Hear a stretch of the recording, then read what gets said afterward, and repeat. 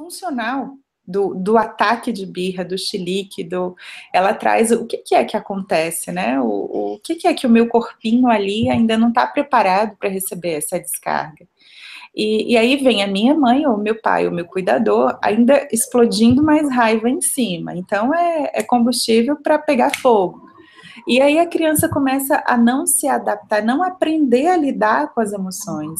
Então o grande segredo para mim que começou a funcionar foi quando eu percebi o meu filho com esses ataques de raiva, de birra, do que quer que seja qualificado, onde eu comecei a silenciar, a dar um espaço para mim e para ele. Seja como for, seja essa a meditação, a respiração, seja como for.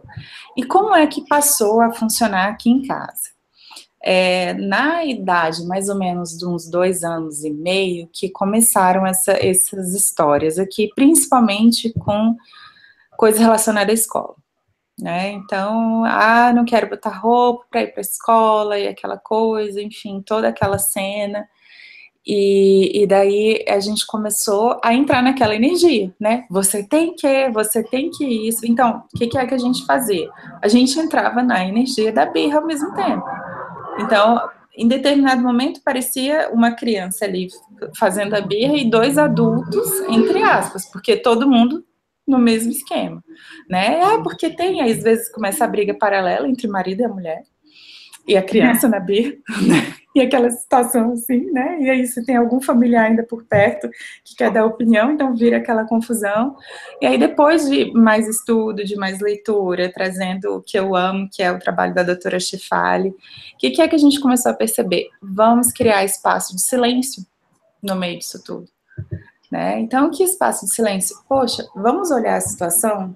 Vamos acalmar aqui o nervo? Vamos fazer a comunicação da integração cérebro direito, esquerdo, emoção.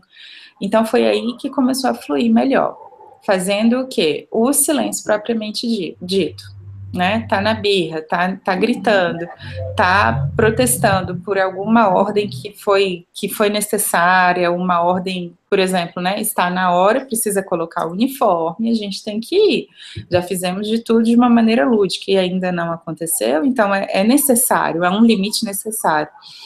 E aí a gente começou a fazer o silêncio. Para a criança também observar. E até para a gente, né? Perceber quais foram os nossos erros ali e aprender com a situação.